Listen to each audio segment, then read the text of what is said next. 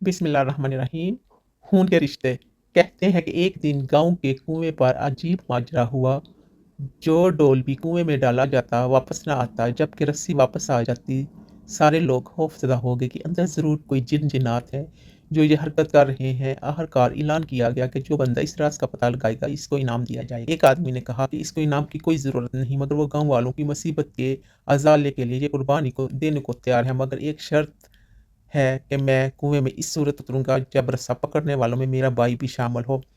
इसके भाई को बुलाया गया और रस्सा पकड़ने वालों ने रस्सा पकड़ा और एक डोल में बिठाकर इस बंदे को कुएं में उतार दिया। इस बंदे ने देखा कि कुएं में एक मच्छर किस्म का बंदर बैठा हुआ है जो डोल से फौरन रस्सी खोल देता है।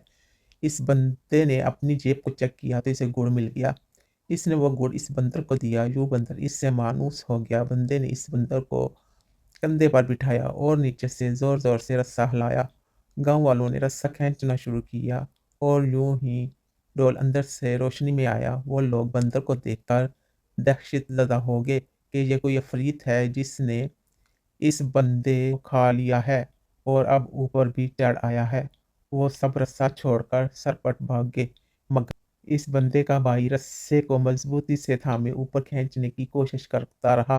आखिरकार वो किनारे तक पहुंच गया। कुएं से निकलकर इसने बंदर बंदर को नीचे उतारा और लोगों को इस बंदर की कारस्तानी बताई। फिर कहा कि मैंने इसीलिए अपने भाई की शर्त रखी। साथ कुएं में कोई अनहोनी हो गई तो तुम सब भाग निकलोगे, जबकि भाई को खून की मोहब्बत रोके रखेगी।